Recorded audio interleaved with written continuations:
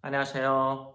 베드로의 선한 육계신 영재 목사입니다. 6월 5일 토요일 오늘의 말씀 묵상 시간입니다. 오늘 우리에게 주신 말씀은 이사야서 53장입니다. 5절에서 7절까지 읽고 말씀을 나누겠습니다.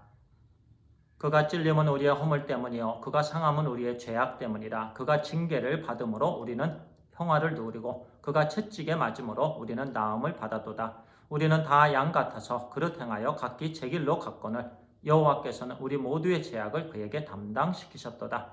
그가 곤욕을 당하여 괴로울 때에도 그의 입을 열지 아니하였으며 마치 도수장으로 끌려가는 어린 양과 털 깎는 자 앞에서 잠잠한 양같이 그의 입을 열지 아니하였도다.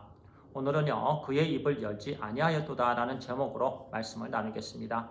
오늘 우리에게 주신 본문의 말씀 이사야서 53장은요 이사야 선지자 때에 예수 그리스도께서 오시기 700년 전에 장차 오실 메시아 예수 그리스도에 대한 말씀입니다. 오셔서 모든 고난을 당하시고요 대속의 죽음을 죽으실 것에 대한 예언의 말씀이죠.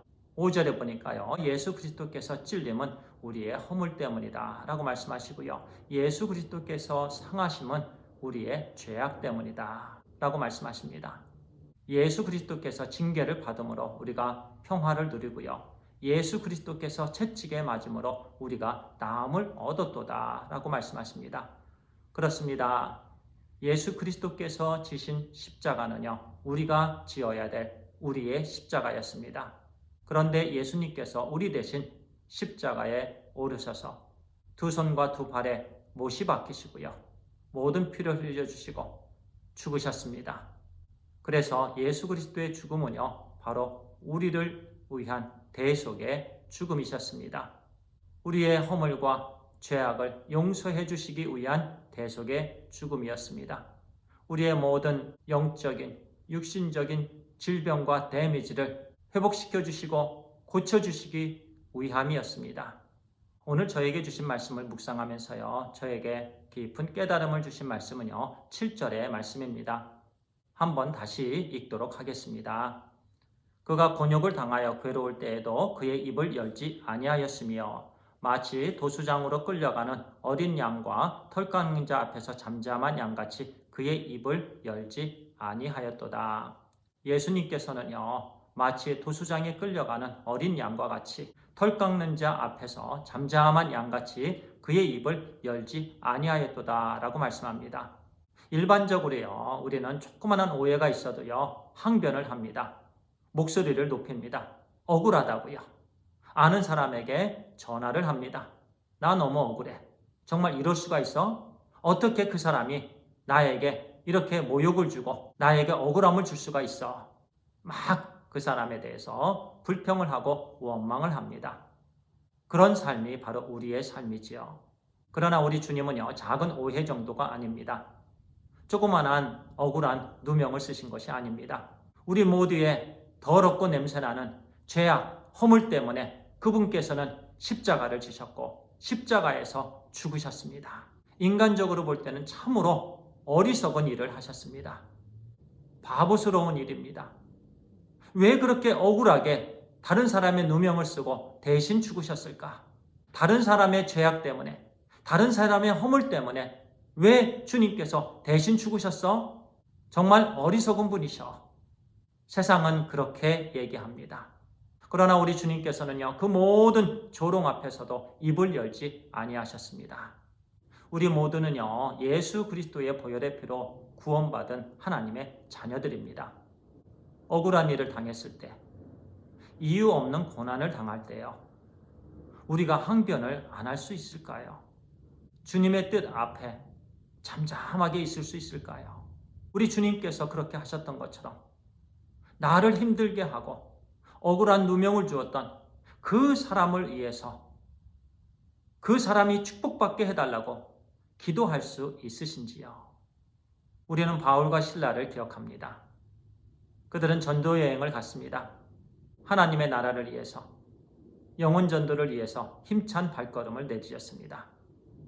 바울은요, 한 귀신 들린 여종을 고쳐주었습니다.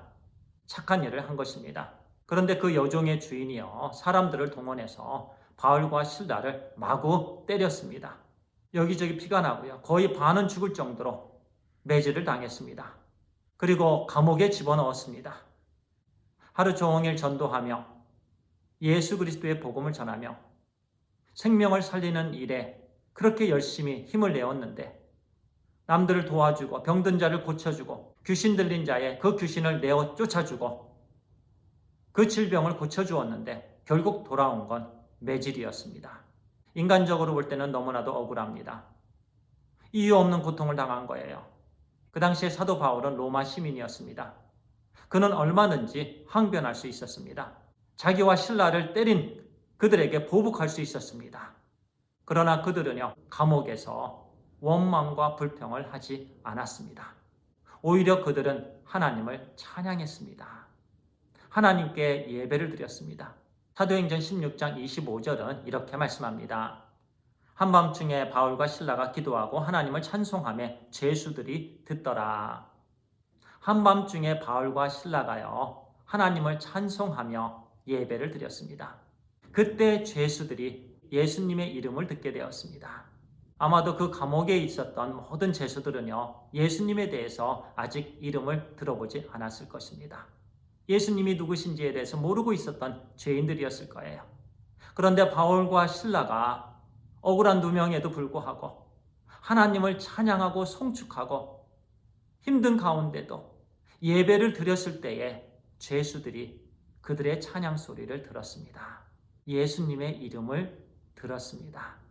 하나님께 큰 기쁨과 영광이 되었습니다.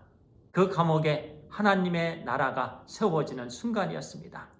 그렇게 하나님의 나라가 세워지기 위해서는요, 이유 없는 고난 중에 억울한 누명을 쓰고 고통 가운데 있는 그 순간에 입을 열지 않을 때입니다. 만약에 바울과 신라가요, 그들을 때린 그 여종의 주인을 향해서 막 욕을 하고요, 불평하고 원망을 했다라면요, 그 죄수들은 그들의 불평과 원망만 들었을 것입니다. 결코 복음을 전할 수 없었을 것입니다. 그러나 그들은요, 원망하지 않았습니다. 불평하지 않았고요. 오히려 하나님을 찬송하고 하나님께 예배를 드렸습니다. 그들이 찬송 소리를 듣고 예배를 함께 드렸다라는 말씀입니다. 바울과 신라는요, 그 옥중에서의 시간이 긴, 무의미한, 의미 없고 고통스러운 시간이었을 것이다 라고 생각할 수도 있었습니다. 그러나 하나님께서 계획하신 시간은요, 아주 의미 있는 가장 소중한 시간이었습니다. 실컷 얻어맞고 고통 가운데 있을 때, 억울한 누명을 쓰고 있는 중에 그들이 찬양했을 때에 하나님께 큰 영광이 올려졌습니다. 영적으로 볼 때 그 순간은 최고의 시간이었습니다. 더 나아가 우리 하나님께서는요, 바울과 신라를 통해서 간수장이와 그의 가족들을 구원해 주셨습니다. 그 옥에 있던 모든 죄수들이 예수님에 대해서 들었고요. 그리고 간수장이야 모든 가족들이요, 구원을 받게 되었습니다. 그렇게 우리 하나님께서는요, 하나님만 바라보고 어떤 어려운 순간에도 끝까지 인내하며 하나님을 찬양하는 자들을 찾으십니다. 신실하게 예배드리는 사람들을 우리 하나님께서 찾으시고 그 사람들을 사용하시기를 원하십니다. 그 당시에 바울과 신라가 그랬습니다. 오늘 우리가 그러한 삶을 살게 되길 바랍니다. 때때로 우리를 힘들게 하고요, 송구처럼 찌르고 고통을 주는 그 영혼을 위해서요, 항변하지 않고 목소리를 올려 불평과 원망을 하지 않고요, 잠잠히 하나님 앞에서 그 영혼을 위해서 기도하는 우리의 삶이 되길 바랍니다. 만약에 남편이 나를 힘들게 하고 이유 없는 고통을 주고요, 그럴지라도 우리 자매님들 남편을 위해서 기도하시기 바랍니다. 만약 남편이요, 술을 먹으며 고통을 준다면 그 남편의 얼굴에 손을 얹고요, 축복기도 해주시기 바랍니다. 하나님, 내 남편이 이제는 술을 끊게 해주십시오. 내 남편을 축복해 주시옵소서. 내 남편의 입이 이제는 술을 마시는 대신 하나님을 찬송하는 입이 되게 해주시옵소서. 하나님께 예배드리는 입, 예수 그리스도의 복음을 전하는 입이 되게 해주십시오 라고 기도하시기 바랍니다. 만약에 손으로 도박을 한다면 밤에 잘 때 그 손을 잡고 기도하시기 바랍니다. 하나님, 내 남편의 이 손이 도박을 하지 않게 해주시옵소서. 이웃을 돕는 손, 박수를 치며 찬양하는 손이 되게 해주시고 이 손을 들어 하나님께 예배를 드리는 손이 되게 해 주시옵소서. 눈물을 흘리며 그렇게 기도할 때에 하나님께서 자매님들의 남편을 구원해 주시는 줄 믿습니다. 자녀들이 힘들게 합니까? 그러면 그들을 위해서 기도하시기 바랍니다. 비록 힘들고 어렵지만은 하나님을 찬양하며 그들을 위해서 기도할 때 하나님께서 그들을 구원해 주시고 그들을 하나님 나라의 종들로 사용하시는 줄 믿습니다. 억울한 누명을 쓰고 매질을 당하고 옥에 갇혀 있을 때 바울과 실라는 불평하지 않고 하나님을 찬양하고 예배를 드리고 기도를 드렸습니다.